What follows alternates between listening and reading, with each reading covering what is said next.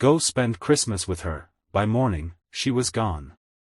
At 11:47 on Christmas Eve, Daniel Carter heard the words that would haunt him for the rest of his life: go spend Christmas with her. His pregnant wife, Emma, said it with a trembling smile while standing beside the Christmas tree they had decorated together. She was 8 months pregnant, exhausted, and carrying more than just their unborn child. She was carrying a secret she believed would either save their marriage or destroy it forever. Daniel thought she was giving him permission to visit another woman. He did not understand that Emma was actually saying goodbye. By sunrise, Emma was gone. The strange part was that there was no argument, no slammed door, no dramatic goodbye. She had simply disappeared, leaving behind a half-wrapped baby gift, a cup of cold tea, and a small envelope on the kitchen table with Daniel's name written across it in her handwriting. Before we continue, if you believe in kindness, second chances, and the power of love to heal even the deepest wounds, please take a moment to like this video, share it with someone who needs a little hope today, and subscribe to Kindness Corner. Your support helps us bring more emotional stories like this to you. Daniel stared at the envelope for nearly a minute before opening it. His hands were shaking so badly that he almost tore the paper in half. Inside was a single sentence: I hope someday you understand why I had to leave before you could ask me to stay. He read it 3 times. Then he looked around their quiet home. The Christmas lights were still blinking. The stockings were hanging above the fireplace. A tiny white onesie was draped over the arm of the sofa because Emma had been folding baby clothes the night before. Everything looked normal. Everything except Emma was missing. Daniel called her phone. It rang once. Then went straight to voicemail. He called again. Nothing. By 6 in the morning, panic had replaced confusion. By 7, he was driving through streets covered in fresh snow, checking the places she loved, the little coffee shop where she sometimes worked on her laptop, her mother's old house, the hospital where she planned to deliver their baby. Nobody had seen her. And Daniel could not stop thinking about the woman Emma had told him to spend Christmas with. Her name was Rachel. Rachel had been Daniel's first love. They had dated in college, dreamed about marriage, and separated after Daniel accepted a job across the country. Their relationship had ended badly, but not because they stopped caring about each other. Life had simply pulled them in different directions. Years later, Rachel returned to town after losing her husband, and Daniel had occasionally helped her with legal paperwork related to his company. Emma knew about Rachel. She had always known. But recently, Rachel had been going through a difficult time. Her father was dying, and she had no family nearby. Daniel had promised to visit her on Christmas Eve because she would otherwise spend the holiday alone. Emma had seemed unusually quiet when he told her. Daniel remembered asking if she was jealous. She had smiled and said no. Now, standing in the empty kitchen, Daniel realized that her smile had never reached her eyes. He had assumed Emma trusted him. He had never imagined that she was preparing to disappear.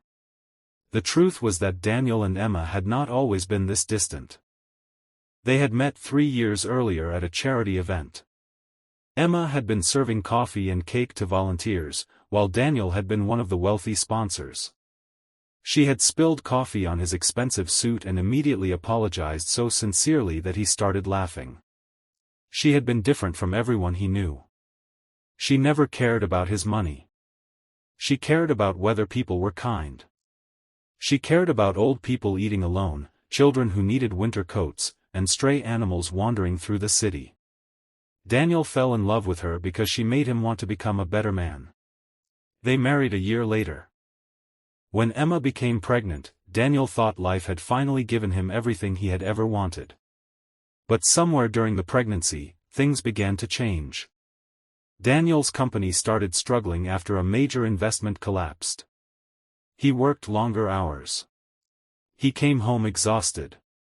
Emma, meanwhile, became increasingly anxious about the future. She had always been independent, but pregnancy made her afraid of being abandoned. Daniel thought her fears were temporary. He told her everything would be fine. He told her they had money. He told her he loved her. But sometimes love spoken too quickly sounds like reassurance instead of understanding. Emma needed Daniel to listen. He was too busy trying to fix everything. Then came the night Rachel called. Her father had taken a turn for the worse. Daniel promised he would come. Emma was sitting on the couch, folding tiny baby socks. She looked at him and said, "Go spend Christmas with her." Daniel remembered laughing awkwardly. He asked what she meant. Emma only looked down at the socks and said that Rachel needed someone. Daniel told her he would visit for an hour and come home. Emma nodded. But then she quietly said something he had forgotten until that morning. She said, "Sometimes people need someone beside them when everyone else has gone." Daniel thought she was talking about Rachel. Now he wondered if she had been talking about herself. He returned home after searching for hours and found himself standing in the nursery. The room was unfinished. One wall was painted pale blue. A crib stood beneath the window. A stuffed rabbit sat inside it, waiting for the baby who had not yet arrived. On the dresser was a framed ultrasound picture.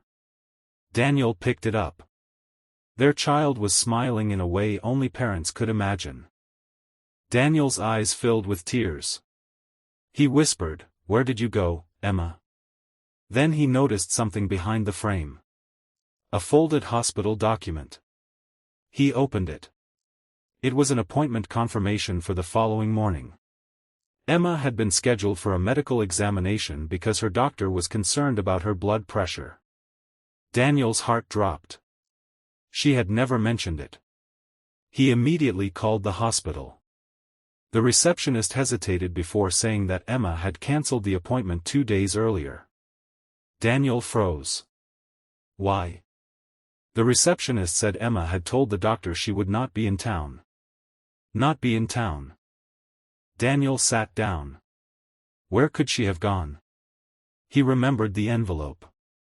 He ran back to the kitchen and searched every drawer, every cabinet, every place Emma might have hidden something. Finally, beneath a stack of old photographs, he found another envelope. This one was addressed to their unborn child. Daniel couldn't breathe. He opened it. Inside was a letter Emma had written for the baby. She wrote about the first time she felt the baby move. She wrote about the tiny kicks that made her laugh in the middle of the night. She wrote about how much she loved the father, even when she was angry with him. And then came the sentence that broke Daniel. "I don't want my child to grow up believing that love means staying where you are no longer wanted." Daniel dropped the letter. He finally understood. Emma believed Daniel still loved Rachel. And worse, she believed she had become an obstacle between them. But why? Daniel searched his memory. Then he remembered something. 3 weeks earlier, he had received an email from an unknown account.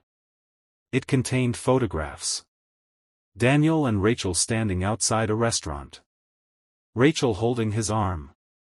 Daniel helping her into a car. Nothing romantic had happened, but the photographs had been taken from an angle that made everything look different. Daniel had deleted the email without thinking. Had Emma seen it? Had someone sent it to her? He searched his computer. The email was still in the trash. The sender's address was unfamiliar. Daniel's heart began racing. He recovered the message. There was only one sentence. "You should know what your husband is doing behind your back." Daniel stared at it. Someone had deliberately tried to destroy his marriage. But who? Then he remembered the one person who had been unusually interested in his personal life. His business partner, Marcus. Marcus had been pressuring Daniel to sell his company for months. Daniel had refused because the company had been built by his father and carried enormous sentimental value. If Daniel disappeared from the company temporarily, Marcus could gain control. And Marcus knew about Rachel. He knew enough to manipulate the situation. Daniel immediately called him. Marcus answered with a calm voice. When Daniel asked if he had sent Emma the photographs, there was silence. Then Marcus said something Daniel would never forget. He said, "You should have listened to your wife when she gave you permission to leave." Daniel's blood ran cold. "Where is she?" Marcus laughed quietly. "I don't know." But Daniel knew he was lying. The next several hours became a race against time. Daniel contacted a private investigator and traced the account that had sent the photographs. It led to a temporary phone purchased in cash. The last signal came from a small mountain town nearly 3 hours away. Daniel drove there through a snowstorm. He did not care about the roads. He did not care about the company. He did not care about anything except finding Emma and their baby. When he arrived, he found an old roadside motel. The manager recognized Emma immediately. She had arrived the previous night. She had been alone. She had looked frightened. But she had not stayed.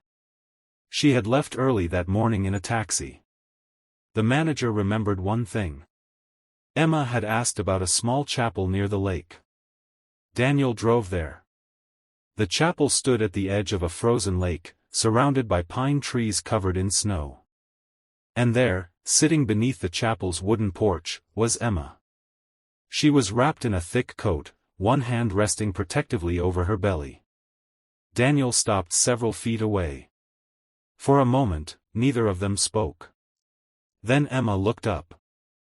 Her eyes filled with tears. Daniel wanted to run to her. But he stopped himself. He had spent too long assuming he knew what she needed. This time, he waited. Finally, he said he was sorry. Not the quick kind of apology. Not the kind people give because they want an argument to end. He told her he was sorry for every night he came home too late, every time he dismissed her fears, every time he made her feel like she was competing with someone who wasn't even part of his life anymore. He told her Rachel had never been his choice. Emma had been. She always had been. Then he told her about the photographs. He told her someone had manipulated them. He told her Marcus had admitted knowing about the situation. Emma listened quietly. When Daniel finished, she looked down at her hands. She admitted that Marcus had visited her 2 weeks earlier. He had shown her the same photographs. He had told her Daniel was planning to leave her after the baby was born. Emma had not believed him at first. But then Daniel kept working late. He kept answering Rachel's calls. And when she tried to ask him about it, he always said he was too tired to talk. Little by little, doubt became fear. Then fear became certainty. Emma thought leaving was the only way to protect herself and the baby from being abandoned later. Daniel's eyes filled with tears. He told her she had never been unwanted. She was his home. The baby was his future. And Rachel was simply someone from his past who needed temporary help. Emma cried then. Not because everything was fixed. But because for the first time in months, she felt heard. Daniel sat beside her. He did not touch her until she reached for his hand. They sat there in silence while snow fell around them. Then Emma whispered that she was sorry too. She had believed disappearing would make things easier. But all she had done was leave the person she loved terrified. Daniel squeezed her hand. He told her they would not solve everything that day. They would need counseling. They would need honest conversations. They would need to rebuild trust. But they could do it. Together. That evening, they returned home. The Christmas tree was still glowing. The presents were still waiting. But something felt different. Daniel placed the letter to their unborn child beneath the tree. He told Emma that someday, when their child was old enough, they would explain that their family had almost broken because two people were afraid to say what they truly felt. And they would also explain that love was not about never making mistakes. It was about having the courage to face them. A week later, Marcus was removed from the company after evidence proved he had deliberately manipulated the situation. Daniel also discovered that Marcus had been trying to force him into selling the company by creating personal chaos in his life. Rachel's father passed away peacefully. Daniel attended the funeral, but this time he brought Emma with him. Not because Emma needed to supervise him. Because she trusted him enough to stand beside him. Months later, their daughter was born on a bright spring morning. They named her Grace. When Daniel first held her, he cried. Emma watched him from the hospital bed. She smiled and whispered that Grace had already changed their lives. Daniel kissed their daughter's tiny forehead and remembered that terrible Christmas morning when he thought he had lost everything. He had believed Emma's disappearance was the end of his family. Instead, it became the moment that forced him to finally see what he had almost destroyed. Years later, Grace would ask why there were 2 Christmas ornaments in their family tree with the dates of the same Christmas written on them. Daniel would look at Emma. Emma would smile. And together, they would tell their daughter that one Christmas taught them the most important lesson of their lives. Sometimes people leave because they don't feel loved. Sometimes people stay silent because they are afraid of the truth. And sometimes, if you are lucky, love gives you one more chance to listen. That Christmas Eve, Emma had said, "Go spend Christmas with her." Daniel thought she was sending him away. But she was actually asking one final question without knowing how to say it. "Will you choose me?" And by the time he found her the next morning, he finally understood the answer. He had chosen her all along. He had simply forgotten how to show it.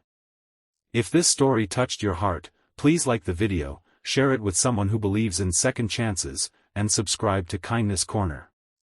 Sometimes a simple share can help a story reach someone who desperately needs its message. And before we end, I have one special request. Comment, "Love deserves a second chance," if you believe that honest communication, forgiveness, and kindness can save relationships that seem impossible to repair. Because sometimes the person standing quietly beside us isn't asking for perfection. They're only asking to be seen. And sometimes the greatest Christmas miracle isn't finding something underneath the tree. It's finding your way back to the person you almost lost. Emma didn't disappear because she stopped loving Daniel. She disappeared because she loved him enough to believe he deserved happiness, even if that happiness wasn't with her. But Daniel's journey taught him something far more important. Real love isn't choosing someone once. It's choosing them again and again, especially when life becomes difficult, especially when fear creates misunderstandings, and especially when walking away seems easier than staying and fighting for each other. And that Christmas morning, when Daniel finally held Emma's hand again, he understood that sometimes the greatest gift isn't a perfect marriage. It's the chance to begin again. The end.